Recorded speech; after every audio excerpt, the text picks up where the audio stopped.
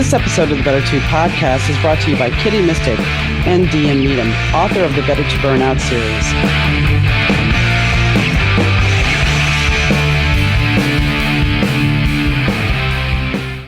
Today, I would like to tell you a little bit about one of my favorite places, Synergy Collective, a bohemian lifestyle brand curating wellness for the mind, body, home, and soul. Located in the heart of the Midwest, Rockford, Illinois. Inside the storefront and online, you'll find a beautiful selection of crystals and metaphysical tools, boho apparel and accessories, sustainable home and beauty items, books, candles, and other unique gifts. They also offer a variety of community events, classes, and workshops in their Rockford location, including some select classes that are taught by me. So I invite you to explore the collective at www.shopsynergycollective.com and use code BETTER215 at checkout for 15% off your first online purchase. Hi, gang. Welcome to the Better 2 podcast. I'm your host, DM Needham, or Donna for short. Anyway, today I have the pleasure of speaking with up-and-coming country star, Presley Tennant. Some of you guys may recognize her from her appearance on The Voice, but that was quite a while ago because she was only 16. And now she's in her early 20s. So she's had quite the career in that time span. And it's only going up from here.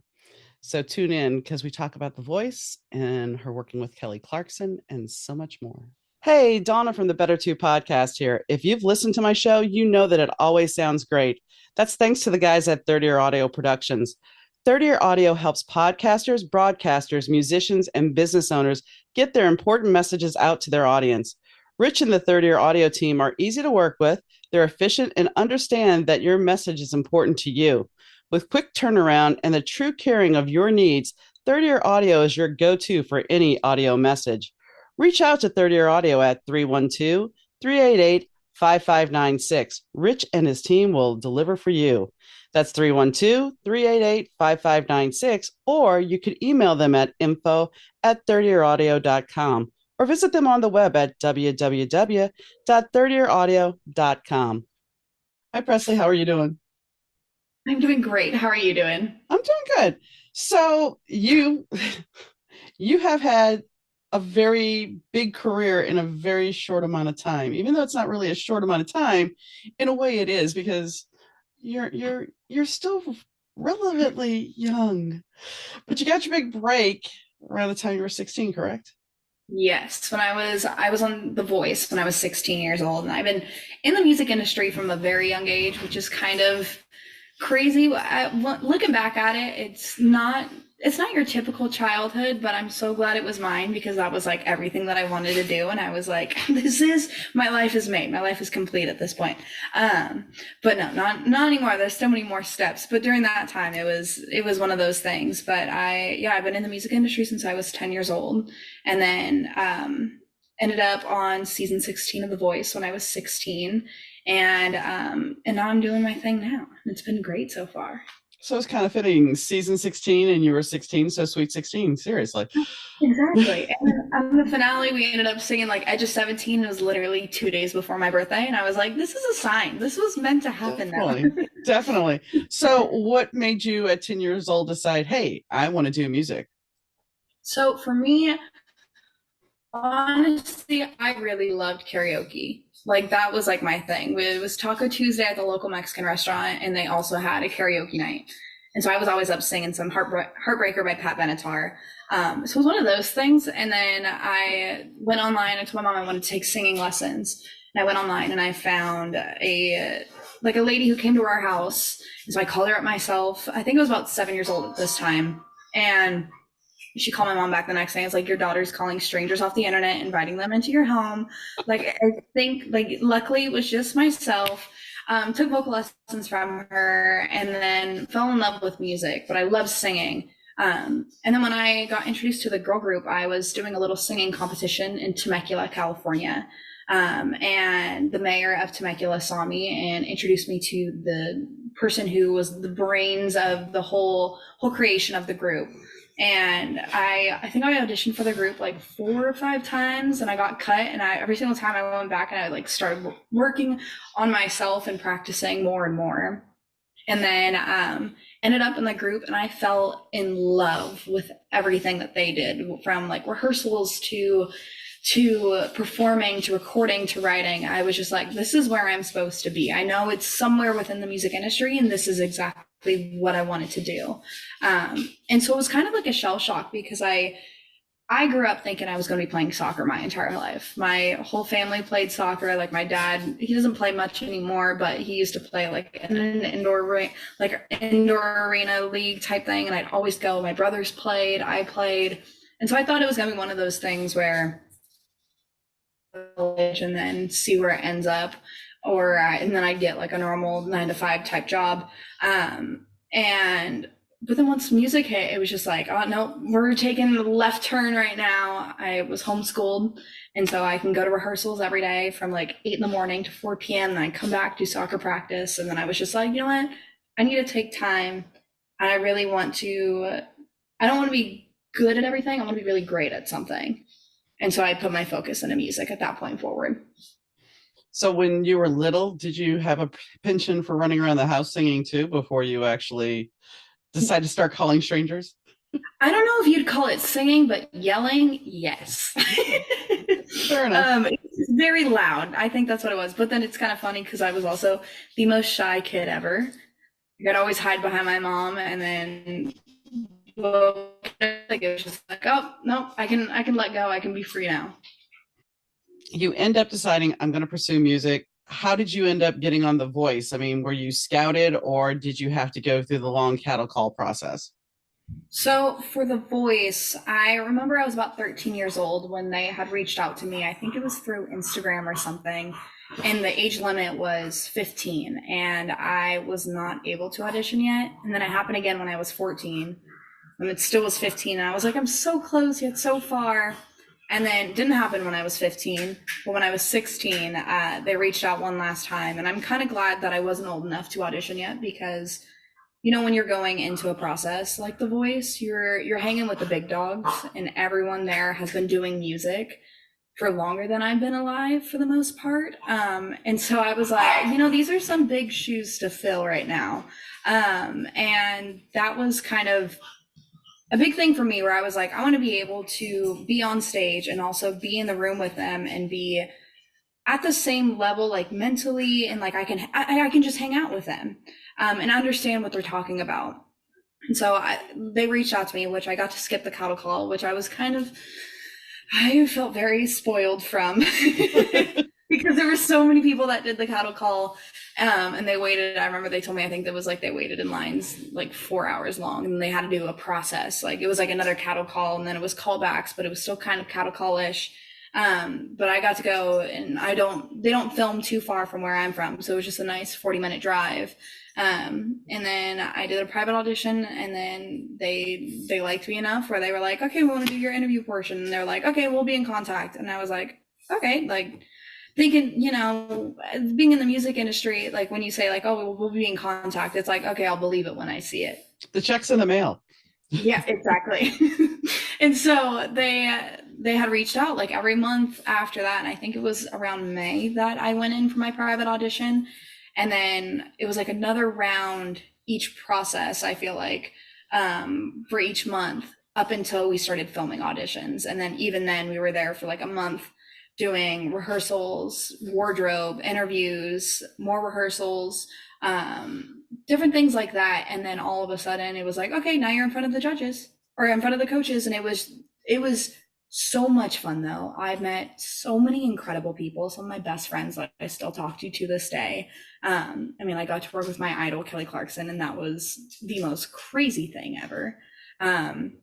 And then, I don't know, just getting to be around all these musicians, I think that was the best part about it, because for where I'm from, there's not many people that do music, and especially, at least in my realm, it's very sports oriented. Like for everyone my age, it was like football, soccer, baseball, softball, it was that sort of thing. And so I was like, oh my God, like I have things in common with people.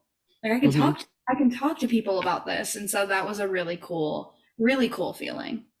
Well, and definitely, as you were saying earlier, it's better that you were 16 at the time. I mean, it has to be an honor to have somebody reach out to you and give you hand you part of your dream but yet, yeah, I'm not quite there. But when you look back, it's like you really have to be mentally prepared to step into. And granted, you've been training. I understand. Even though an athlete trains, a singer of this caliber has to train as what you've described, from rehearsing from the morning to the evening, and the process of it's not just about singing. That's the one thing nobody looks at in the entertainment industry, no matter what kind of entertainment it is, whether it's writing, whether it's movies, whether it's TV, singing, whatever. It's not just about the final product. There are so many layers that go into making it. And I think that's what a lot of people don't necessarily realize right off the bat because I don't know, when people think of musicians, they're like, oh my God, like you get to sing and have fun and like do this for like a living and like and it's just fun work. And it's like, there's actually a lot of other things in the background. They just think that you show up, maybe rehearse, and then you just go play. And it's like, oh, if only it was that easy, but no, I mean, but when you love what you do, it doesn't feel like that. I think that's also a big thing. I just remember going in and I felt like I put in the time and effort where I was like, okay, I can be here. Like I have learned enough to know what's kind of going on. I mean, from 10 years old to 16. And it's not like I was just doing this for fun. It was like I was Right. homeschooled, rehearsing almost every single day, writing, recording. So it already felt like I was kind of living the lifestyle. I just didn't know how different it would be from a normal musician aspect to TV because there is a little bit of translation between a normal, like you're singing a set somewhere versus it being on live television. There's so many other working components. And I think that's what shocked me the most was like even down to like wardrobe fittings. I was like, oh, like we could just wear whatever. And they're like, yeah, you can wear whatever, but we're going to help you out. And I was like, oh my God. And I was like, I walked in, I'm like, dress me like a Barbie doll. I don't care what you put me in. I was over the moon. That might have been one of my favorite parts, but I am a sucker for fashion and like hair and makeup and things like that. So I was like, oh my God, paint me however you want to paint me. It was one of those things. Well, and then, I mean, you also, as you were saying, you have camera angles to work on. You have lighting, which lighting is still on the stage as well, but it's a different process because there's a different amount here, there, and wherever the camera is going to be. You have to make sure you know where that camera is going to be. Not that you're going that way you don't break the third wall, you don't want to do that. And I mean, having Kelly as your judge, as your coach, that has to be it's somebody that actually out of most of the judges understands your journey because she's been there. And so she had to be really sympathetic to what you were dealing with. Kelly Clarkson is like one of the most genuine, humble human beings I think I've ever met. And I think that was really cool because I really look up to her in so many ways, more than just aside from music, but who she is as a person. And it's different when you see somebody, you know how people say like, don't meet your idols because like if they up to your idols, it's like, you're going to be, it was one of those things. But when I did meet her and then she was everything that I imagined and beyond, that made it the entire experience 100 times more worthwhile. And her coming from, I mean, American Idol and winning the show.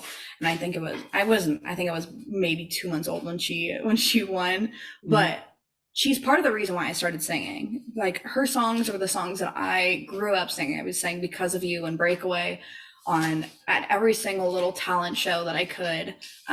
We had like the little American Idol game set, like where you just sing it to the microphone on like PS2 or something like that. I'd always sing her a song or Breakaway. She was my first concert ever. And then I get to work with her and it was just like a full circle moment. And then after The Voice ended, she also taught me so much during The Voice, which I thought that was irreplaceable. And that for me, when I was on The Voice, I was kind of going through this kind of weird, like self-identity, who I wanted to be as an artist, kind of thing. Because right before The Voice, I was making music, but it just wasn't who I was. It was still great music. I listen back to it to this day and I'm like, I love this music, but it just wasn't who I was. And there's nothing wrong with that. But when I walked into The Voice and then I started working with her and she was coaching me and we got to, I think it was my top 24 performance and I did Nothing Breaks Like a Heart. And if you know the song, it's like it's by Miley Cyrus and it's like a very pop, synthy 80s Dolly Parton vibe, which was really cool. But I wanted something where I was able to like really sit and sing, especially because I'm like, this is a singing TV show. I got to be able to, I got to be able to sing, Right. and not just carry a tune type thing. And so we took, I think it was supposed to be like a 30-minute coaching session, ended up being 2 hours just because she took the time to like help me find myself within that song. And I remember she told me at the end of the day, you have to go home, look at yourself in the mirror and be proud of who you are, because no one else is going to believe in you if you don't believe in yourself first. They can only do that so much and it's not going to help you. And so that I really took with me. And I came off the show, and because of her, I kind of made a genre switch to country music. And I think that was one of the best things I ever did. Not only as like a songwriter, because I'm able to speak my truth within my songs. Like I wasn't the cool kid growing up. Like I wasn't like, I got invited to my first high school party and I called my mom 10 minutes into it. And I was like, they're drinking. And then she was like, I'm on my way. Never was invited to a party again. But I was singing about that stuff and I was like, I can't even relate to this. Like, this is not me. Yeah, yeah, I get it. I get it. I was so uncool. Everyone was like, oh, no personality Presley. Yeah. And I was all, what? I got a personality. We just don't blend well. Yeah. But it was just one of those things. And then I came off The Voice and went into country music, and now I play so many shows. I get to open up for so many artists I've looked up to for so long. And honestly, I do owe a lot of it to Kelly because of the things that she told me. Well, and that's the thing. Some people will go and they will they'll be mentored, but they will take nothing away with it. They will still do what they want to do. They will still continue their process the way they have been doing it. And, I have heard many a times, do not meet your idols. And I've met my idols. And I think if you look at them as, guess what, they're normal people with really cool jobs, then you're not blown away and going, oh my gosh, that was just awful. Because sometimes, yeah, they're going to have a bad day, and other times they're going to have a great day. You just have to read the room, just like with anybody else. Yep. But No, most people, go ahead. no, do your Okay, thing. no, go ahead. Go ahead. No, but it's like that was kind of like the big thing for me. Especially as I get to open up for so many of these artists and that I have looked up to for so long, and I'm like, they come off and I'm like, they're hanging out and they're doing everything, and I'm like, this is not like you're this person. Like why? Like, but they're normal people, and I think Mhm. that's the coolest thing is that they're. And I'm not gonna say every single person is the nicest ever, but that's just the way life is. It doesn't matter what industry you're in. But also 99% of the people there are some of the most genuine people you're ever going to meet. And the 1%, half the time, it's still, they're just having a bad day. Mhm. Granted, I've been so fortunate to not had any bad experiences with anybody, but I know that it does happen. I mean, they could have gotten a car accident right beforehand and they're just pissed off. Like, it's just one of those things. Just put a damper on their day. Yeah, and I mean that's the thing. When we look at celebrity, you have such this high level of scrutiny that you can't be anybody. And I mean, I know the big deal with Taylor Swift. Not I feel sorry for her because to me, all that's coming is the same thing we did Britney. You build people up so high and then you turn on them. And that's the culture of celebrity. I'm sorry. It's happened to Elizabeth Taylor. It's happened to really big name celebrities. And yes, now people are lifting Britney back up, but they tore her down back in the day. And that's what scares me about Taylor Swift is like she is so built up right now Yeah. that when do people start going after her? Yeah. I I 100% agree with that. And I think because when you're in the public eye, obviously you're viewed at more closely, and there's more people watching you. And so they're saying, like, and it's horrible to say, but some people prey on people's downfalls, Mm-hmm. looking for something to get mad about, or they're looking at something to start an issue with. And it's scary to think because it's like we're all human, we all make mistakes. Yeah. But also, this is the life that we live. But also, if you live your truth, then there's nothing to apologize for. Right. I, And you not everybody, you're not going to be able to please everybody. And that's the biggest lesson that any of us can learn. I remember that was the big one for me when I was on The Voice. You know, when they always tell you don't read the comments, and then I did. It was like my mom went to bed right next to me, and then I was like, I'm still awake, watching my audition real fast or whatever it was, and then I look at the comments and I'm like, oh, good one, bad one. I'm like, oh, soul crushed. But yeah, it's like it's one of those things. You're never going to be able to please anybody or everybody. Right. And as long as you know within yourself that you are secure and that you are confident and you're comfortable and that it doesn't matter what people are saying about you, because people say things just to say things. Half the time when they get in front of your face, they are not going to say the same thing, and they're going to act like your best friend. It's one of those things. But it's, I don't know, I think it might be just the weird, everything is behind a screen, so they're like, oh, they feel all big and bold, and then it's like when it really comes down to it, it's like these are people's feelings. This is I, not something to play with. no, but they don't. And that's the thing. It's like the empathy and compassion meter when you're looking at internet trolls doesn't exist. I mean, I've had, not me personally, but there's been people that have reviewed other writers' books and they'll give it a 1 star on Goodreads because it's not the genre that they like. Or an Amazon review for 1 star saying, well, the cards weren't cut properly. The book wasn't done this way. It has, or the book didn't arrive on time. That has nothing to do with the person writing the book. So, I mean, you have to take, I used to do a live podcast and I had somebody tell me, you're using a filter. I'm like, no, I'm not. Yes, you are. Do you have her? And the funny thing is, she's going at me. Yes, she has no profile picture. So, yeah, there you go. That's how it always goes. Mhm. And like for me, I have no problem with social media. Like I love I have a love-hate relationship with social media. Let me put it that way. I love social media for when I'm keeping up with my friends and then people are doing exciting things and I'm like, oh my God, this is so cool. But then it's also very unrealistic. A lot of the time, which is really scary because yeah, like obviously you want to post the best version of yourself. But then also, where's the humility in that? Like, where is the human factor of, oh, like, I don't know. I always say, I wish Instagram would go back to the days where we could post pictures of a tree and everyone's like, oh, it's still great. Beautiful tree. Like, if we can let it be simple again. Where Yeah. not everything is so articulated, but then there's also a beauty of things being articulated. So it's like, there's pros and cons of it all. I mean, it's nice to be able to make yourself look different in a filter. It's fun, sure.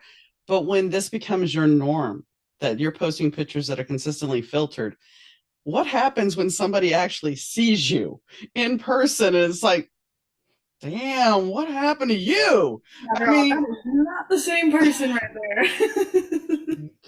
I mean, and that's the thing about public figures. It's like if you're a public figure, you have to weigh the pros and cons because yeah, you want that great perfect picture, but if somebody sees you, they're going to either think that's a really old picture or you're not selling what you're.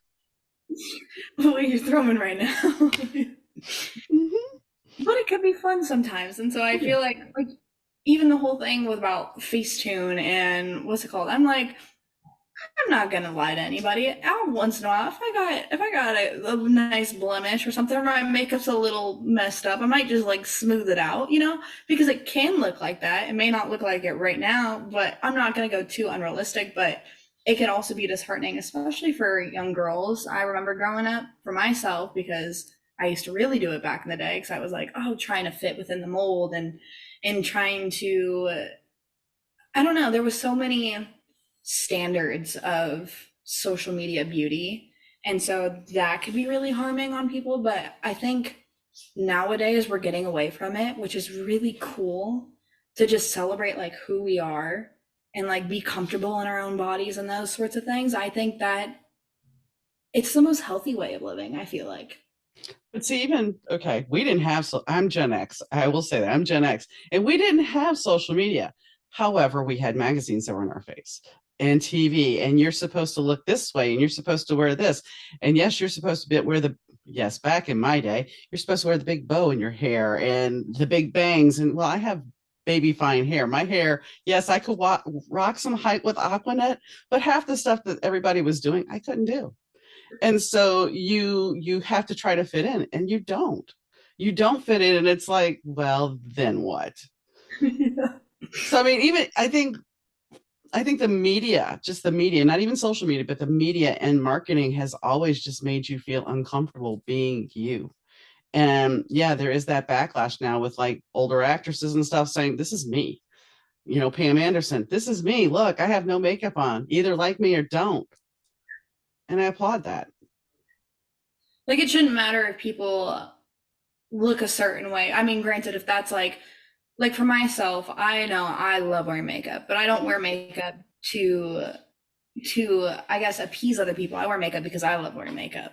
Like that sort of thing. I've always been the type that's like 3 a.m. putting on some blue eyeshadow everywhere, the thickest lashes ever, and then I'm like, okay, I'm gonna go take a shower, go to bed. Like that sort of thing. Like I'm not Yeah. going anywhere. I'm not taking pictures. I'm just doing it for myself. And I think that's a big thing. But it also when you add those layers on, you kind of become something and people look at that like as that as a whole and not separating you from what you look like or what you do or anything like that. It's all just combined, which is a nice thing if it's consistent in a way, but then also it shouldn't matter because we should be able to just be who we are. Hmm. That's really the gift I had with my late husband was he was legally blind at one point. And so it didn't matter what I looked like. It didn't matter if I wore makeup, if whatever I did was for me. It didn't matter to him because he loved me for me. And so that was a blessing. But when he passed, it was like, oh, wait, now I have to kind of fall back into those trappings a little bit. Not that I do. I mean, for this, yes. And if I go do other public things, yes. But if I go grocery shopping, no, Yeah. you're getting me. But Not happening. And I think that's we have to be comfortable with however we want. If you're comfortable wearing makeup, then wear it. And if you're comfortable not, if it makes you uncomfortable wearing it, then don't we have to get to a point where we're not falling for everybody's labels. no, and that I think is the biggest thing. And as I think social media grows and everything like that, it is really cool to see so many people living their truth and not, I guess, falling under the, I don't know, I call them limitations or like guidelines that you want to, if you want to call it that. They're just, everyone's finding their own identity. And I think a lot of people, I mean, I'm number one, I will say, I'm the first person to be like, yeah, I follow trends. I love the trends because sometimes they're really cute, but sometimes I'm like, that's just not for me. Like the whole thing about, what is it, free people and they have like their bow something pants. I don't know. It like literally looks like a balloon. And I'm like, that's a trend that I'm not gonna hop on, but I can appreciate everyone who is wearing them because they're doing their own thing. Like they're Somebody doing this is a horrible analogy. I'm so No, sorry. no, no, no, no. It made me think of I was watching Fashion Week and somebody made a couple of outfits with googly eyes. See? But Exactly. but wait, then they put these like face things on that had googly eyes all over. It was the funniest thing in the world. It's like, okay, would anybody actually wear this? You'll never know. I mean, Right. I've followed fashion for a long time in the 80s, and yes, we've had some outlandish designs. But yeah, this was kind of one of those things where I was like, okay. You're like, all right, I guess this is where it's going now.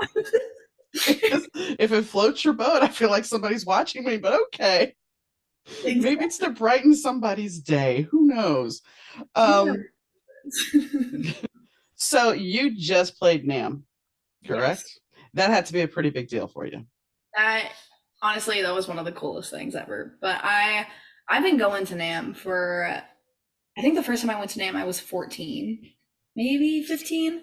And I remember I walked in and I was like, this is Disneyland right now. Like I'm across from the actual Disneyland, but like this is Hmm. Disneyland for me. Like I enjoyed it so much. I met so many incredible people. I mean, all of the equipment, even just like, and then the past couple years, I think this is my third year really playing at NAM. The first year I got to play over at the Westin, and then the second year was the Hyatt. And then this year I got to play at the Westin again, and then I got one of the main stages, and that was Nice. one of the coolest things ever. I remember the first time I went to NAMM, and it was right after COVID. And so coming from like what it was beforehand to where it was right after, it was kind of like, I don't know, COVID obviously took a damper on a lot of things, but NAMM, I feel like hit the hardest. It just wasn't, it was the same, but it wasn't the same. Like the energy, everything was like Muted. slow. Yeah. That's just what it felt like. It felt like it was muted. Not sound wise, because that is the loudest Right. place ever, but it was just one of those things. And then it would slowly start to grow. And then this past year, I'm very thankful that I got to play on the main stage this year, because this year I feel like was like right back to where it was, if not better, than where it left off. And that was really cool. And I don't know, I love NAMM because I get to see so many people that I haven't seen in so long. It's like the one day reunion from everybody like across the country that kind of flies in for this specific event. And I don't know, and then just getting to work with everybody. Everyone is such professionals, and I'm like, yeah, this is what happens when you put a bunch of musicians in the room together, or sound guys or tech guys that all know what they're doing. And I'm like, this is incredible. I was literally like walking on stage with like the biggest smile. I walked off stage and I was like, yeah, I'm a sucker for sound though. Like when the sound is nice at a show, I'm like, I am floored by it. Well, yeah, it takes a lot to make sure that sound is just perfect because there's some venues. There's a place that was called the Sears Center. I think it's now the Now Vitamin Center. And I went to a concert there the first night it opened, and I was just kind of like, this is bad. This is really bad. And I mean, we had seats up. We didn't have great seats, but still, even in the not so great seats, the sound's supposed to be decent. And I don't blame the band. I blame who designed the stadium. Yeah. And they haven't really had concerts there since. So that should tell you everything you need to know. I got a few Um, complaints about it. do what? So they might have got a few complaints, and they're like, maybe we'll stick to different sorts of Sporting events. might be better. So they consider you country's rising star there. How does that feel? That feels incredible, I will say. I think there's something so special about always playing near my hometown, because I'm from Norco, California, which is not too far from Anaheim. And then when they got to say it, like when they said it out loud, and I was like, oh my God. Like I was like, I feel so cool right now. Um, and I don't know, it's never in a million years would I think this is where my life is would be. Like I thought I'd be playing soccer. I thought I'd be in college right now, on going on, if not on my last year. Um, I don't know. And then I felt like I took it just a full 180, and then it has been so much fun. I met so many incredible people. I love the people that I work with, and I think that's what makes it even more worthwhile. Um, and I don't know. I think it's really cool getting to see like the hard work that I put in, as well as the people around me, that for everything that they do. Like all of it's kind of paying off now. Mm-hmm. And it's weird to think, because a lot of my peers are a lot older than me, but we've been doing music the same amount of time. And so that's like when it can get tricky, because I see like, oh, they could be anywhere from like 10 to 15 years older than me, but then they're some of my best friends. But then we've been doing music the same amount of time, and they have so much more success, or anything like that. And it's just like, oh, okay, like we're all in this together. Mm-hmm. And so for me to be like compared to them, because I look at them, I respect them in so many different ways, more than one. And I think because of that and their hard work and their dedication, oh my gosh, and there's there's the cat coming in. It's okay. It's okay. Pretty kitty. Don't even worry. We'll have to edit that one out. Nah, I have a cat that sometimes shows up, so it's all good.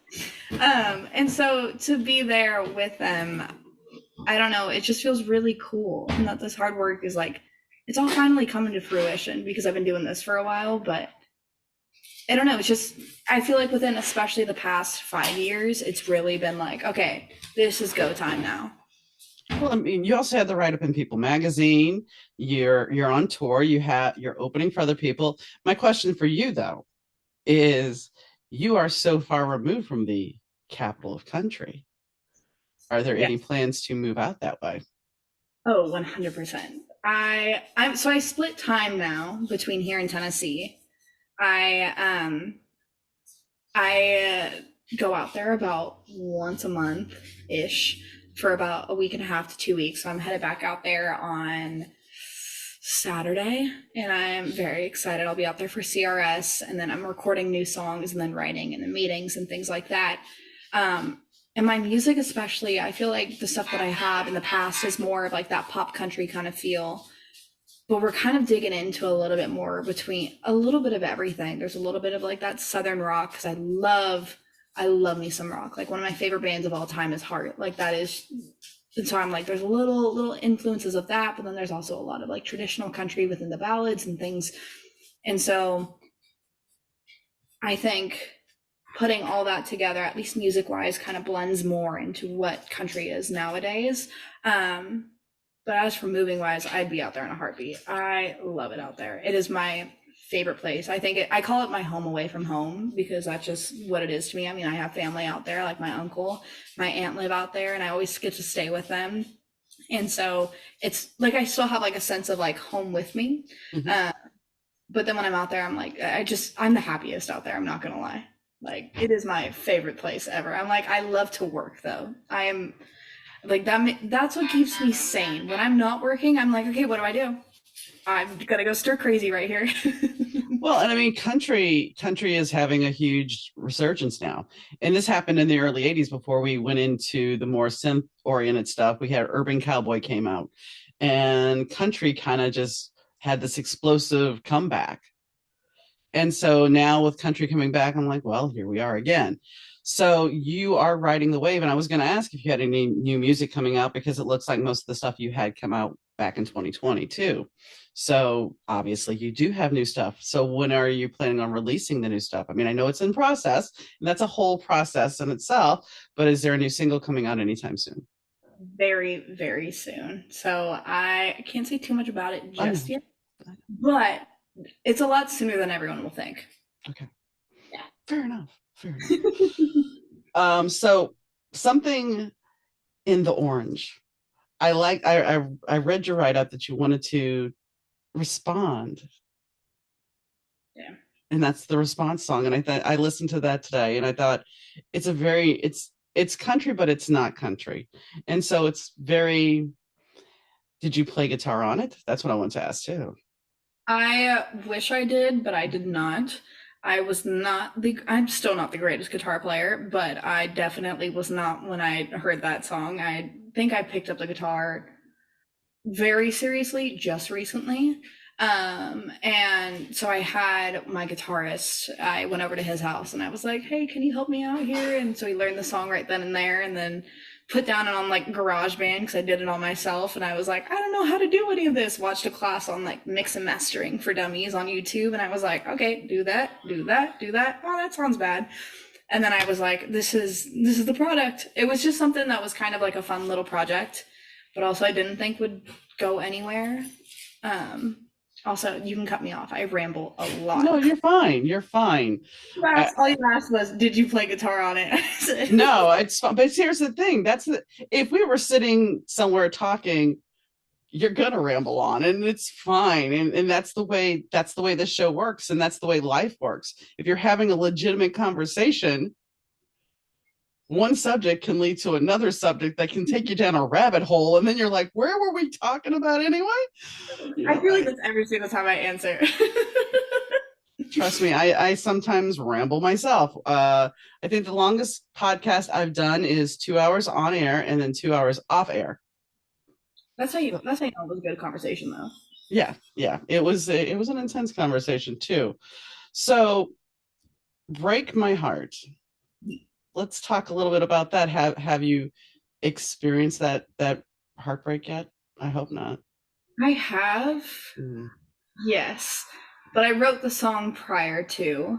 Um, but I was also very late to the whole dating game, that sort of thing, and so I'd never really I didn't understand the feelings, but I knew like I liked somebody, and I was like, oh, I want to write a song about it.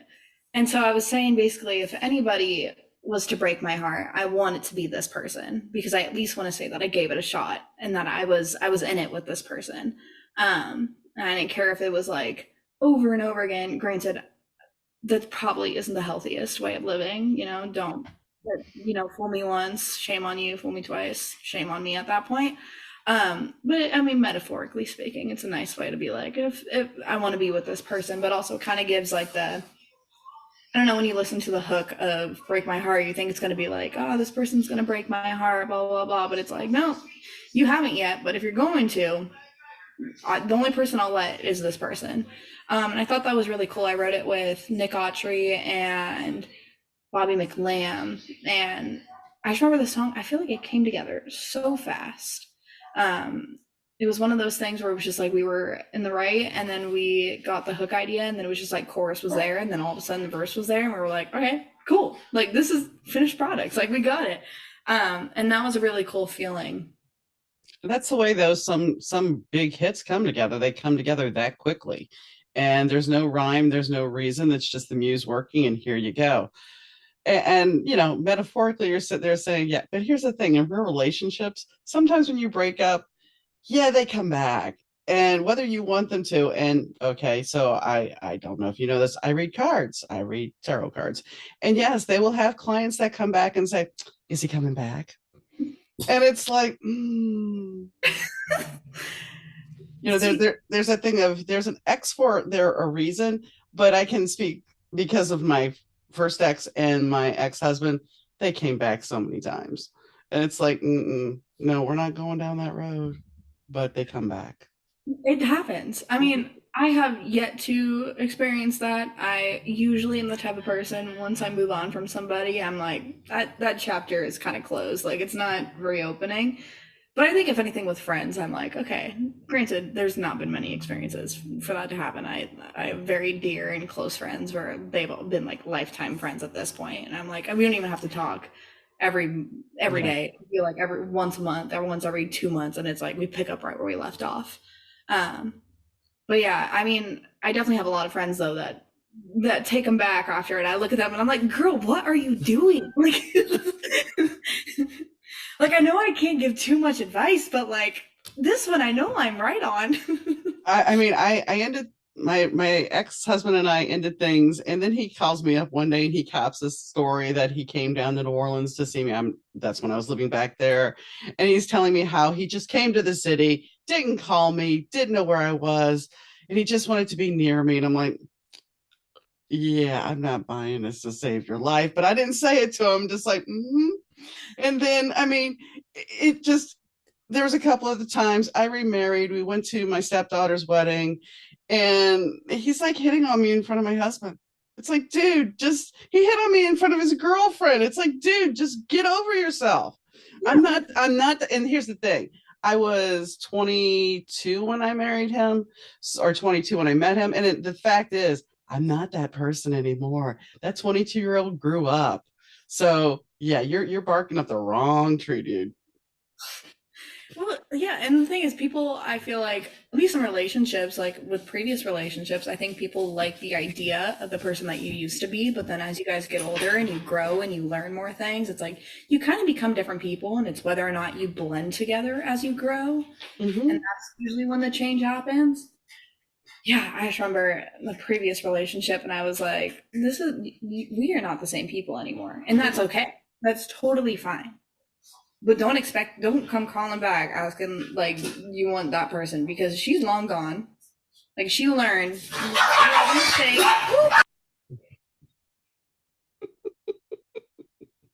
Sorry, we gotta edit that one out. Oh, good. It's okay. Things happen. We're That's not. what happens. If we were live, it would be that way. Should I continue from where I left Yes, off? that's fine. There we go. Yeah.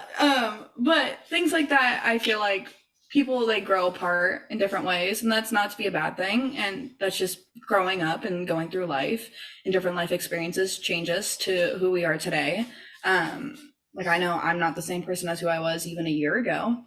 Um, I've learned a lot, and I feel like as you learn and grow, there's more boundaries and things that you put up, and it's not worth it to put up with them anymore. Or the things that you did put up with before, you're Hmm. like, no, it's not worth it anymore. Like, why am I sacrificing my happiness for somebody else's when it's not even like we're in the middle. Like it's completely different.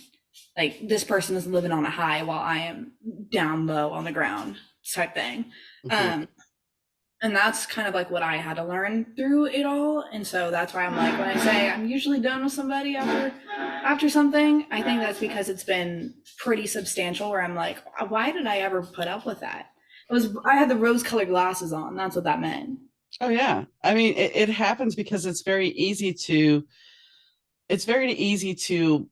get to a point where you see somebody one way where they're better, and then you don't realize that they may be zapping your energy. You don't realize that they may be playing manipulating you. You don't realize it. And then when you do, you're like, what the hell? And so I had a situation with a friendship recently like this, and somebody said it very eloquently. Not everybody's coming with you on this journey, and some people are just there for a season, and you just have to let it. You have to Yeah. let it go. That could be, but when I feel like when you're, at least for myself, I'm a very loyal person. Mhm. Like when it comes to friends, both relationships, like I am all for them. I want them to succeed. I want them to win. And I also realize if that doesn't involve me in any way, I can understand that.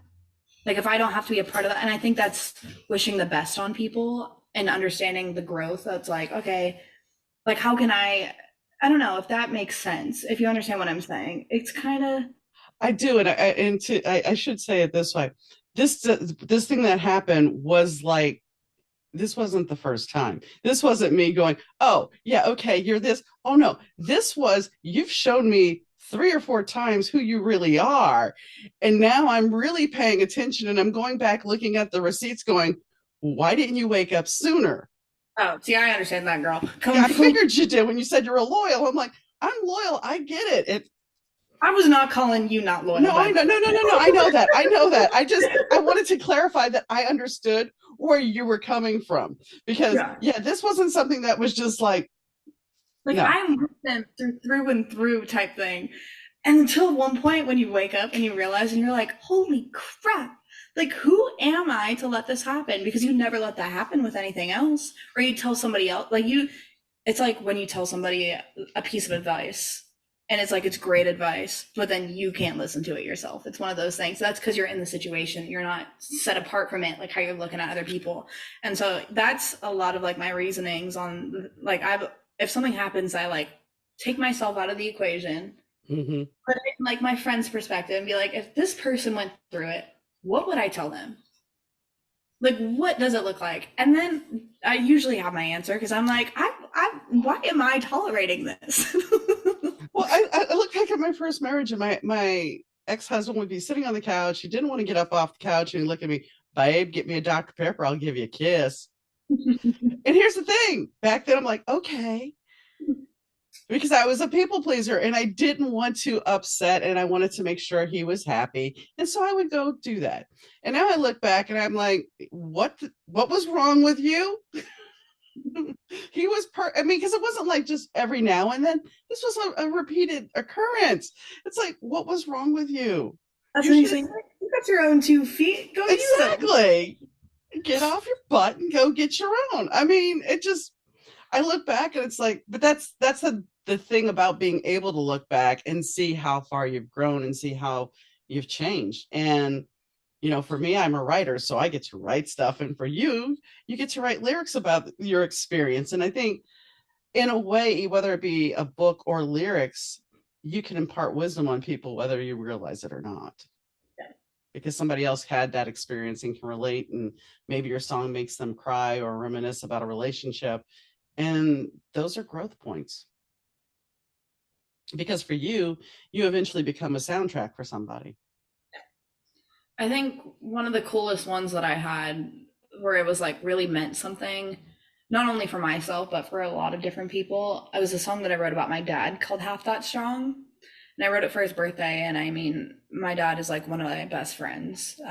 He's one of my biggest, between him and my mom, they're my best friends and they're my biggest inspirations in life because they've gone through so much. And not like of like my dad's upbringing and my mom's upbringing and then them together and everything that they did it was just like, how could I write a song that embodied who my dad was? And the way I feel about him, because I'm not the greatest at speaking my feelings. As I get older, I'm better at it. But before that, I was like, feelings gross. Like, get away from me. Like, no, I was very surface level. And then on the inside, I was like, I'm dying. It was one of those things. But vulnerability is a thing I've learned. And so I wrote the song for him, and I knew how much it meant to myself, and I know how much it meant to my dad. And so when it got to Father's Day last year, I was like, I want to put this song out, or not last year, a couple of years back. But I put the song out just as a way, because I know somebody else can relate to it in some way, even if it's not about their dad, but maybe it's about like their their mom, like their aunt, their uncle, a friend, or somebody that really like shaped them out to who they are. And like you wish you could be half that person, because if you did, you'd be like almost unstoppable. Um, I remember I got quite a few DMs about how the song meant to them and like who it was about. And I think that is, as a songwriter, that was one of the coolest feelings, to know that your song kind of like impacted somebody and that they Mhm. can relate to it. Not even just like in a way, but it's like lyric for lyric, like it worked in that scenario. And it doesn't have to every single time, but that was really special. And it was just like, oh my God, like this is, some people use that as like their father daughter dance type thing at their wedding. And I was like, this is like the coolest thing ever. And I'm very, very grateful for that Well, part of songwriting and art. it's a gift. It's a gift, and I think as musicians, you don't necessarily realize what you create can have such an impact for a moment. And not to be Debbie Downer here, but there's a group that wrote a song called Face for Today, and it talks about a man facing the wall of death.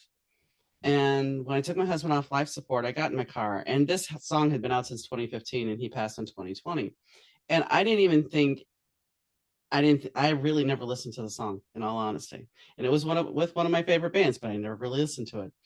And so I hung up with my friend after I told her what I was doing. I was crying in my car, and I'm like, I composed myself. I'm like, all right, I'm ready to go.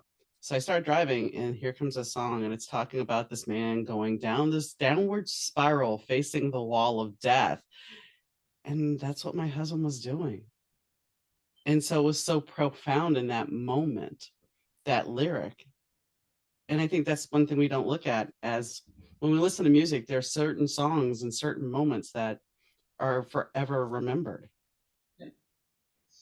I mean, I feel like for myself, the one that really hit me like recently, where I was like, um, it was actually a Megan Maroney song, and I feel like, when you kind of, things had happened where I was like, okay, like yeah, and it's Girl in the Mirror, and it's like the girl in the mirror, she's lost her damn mind, she's gotten used to crying all the time, and I like listened to it, and I was like, did she read my diary or something? Like why does she know this like word for word type thing? No, she didn't. Turns out I've never had an original experience. Oh, it's your original experience. It's slightly Exactly. different than hers. Yes, but I was like, oh my God, like this is, there's other songs before that where I was able to relate to it, but like where it felt like it was pinpointing every single thing. And I was like, Hmm. this is why I love music. This is why I love that I get to do this, because of the reach that it has and that people can relate to it in so many different ways. So a little off topic, but on topic, who would be the dream artist you'd want to work with? It's like, okay, I can know you there's ask? like a whole laundry list most likely for you. Mhm. I think getting to write with Ashley McBride would be one of my top people. I love her writing style, and I love that you're able to really visualize what you hear. Like there's so much ooh, there's so much scenery in it, and I think that's the coolest thing. I love when you're able to listen to a song and you can close your eyes and you're like right there in that moment. You know exactly what's going on. Um, and then but then also like to sing a song, I think Chris Stapleton would be my main one. So where would be your perfect dream venue? Oh God. You didn't know there was going to be a quiz, did you? No, I didn't. Like this is supposed to be easy. I'm just kidding. um, Dream venue. Hmm. Hmm. Honestly, I don't know if there really would be one particular. I mean, okay, I can go the very, what is the right word? The very like stereotypical answer as a country artist, but that's like the Ryman to play there or the Opry. Um, But Red Rocks would be pretty cool. that was what I was gonna say. With after. Because it was like, you know, you go on tour, I've seen all the videos. I think Red Rocks is the coolest venue I've ever seen. I mean, to have all of that in the background and then just to have the amount of seating there. Yeah. But yeah. So is there anything that we didn't cover that you'd like to add? Oh, I don't think so. I think I'm going to be playing a lot of shows this year and I'm traveling a lot, which I'm very excited for. I have almost all the way up until July booked out across the country type thing. And so if people want to see where I'm going to be stopping at, people can go to my website, which is presley.tennant.com. Not presley.tennant, presleytennant.com. Oh my gosh. It's okay. It's going to be a link in the bio, so there won't be any confusion. One of those. And everything is linked there from tour dates to new music that's going to be coming out very soon, as well as merchandise, everything, or like a little contact button. So if people want to reach out, they can. And your fan club. Yes, and the fan club. Don't forget that, because that's on there as well. All right. Well, it's been a blast talking to you. Thank you so much. It's been so wonderful getting to talk to you too. You might have heard my voice hosting the Better To podcast, but did you know I'm also the mastermind behind the Better to Burnout book series? The stories unravel the lives of Nigel Hartigan, the groovy bassist of Sambuca Fedora, the stunning singer model Ava Richards, and the suave record executive singer Russell Langford. Love, romance, and drama run rampant as their lives tangle up. But brace yourself, folks, because not every tale has a happy ending. Snag your copy today from most online booksellers. Presley was very down to earth. And I think that when you look at somebody who has their dream and they have the people, meaning their parents, that are willing to support their dream, you can go far because it instills in you that you have that support, that you have somebody that doesn't doubt you, that besides your own belief in yourself, you have people that are cheering you on, that are willing to do things to help you make your dream a reality. And that is a gift. That is a gift that we didn't really even broach deeply, but it is really a gift to have that. And to intuitively know that this is where I'm going to go. I mean, when she talks about being 7 years old, calling the vocal coach saying, "Hi, can you come over to my house and teach me?" Um, it's kind of amusing. But we didn't only talk about music. I mean, we talked about life. And I think that's where we really need to be, because when you look at what goes into a song lyric, there is that moment of honesty in a lot of lyrics. Now, granted, some artists don't write their music and some artists collaborate, and that's okay either way. But whoever writes those lyrics and creates that music, when it resonates with us in our soul, in our heart, when it evokes emotion, whether it's joy, sadness, you know, the father daughter dance at our wedding, that's a song that's always going to be there. That's always going to be burned in the mind.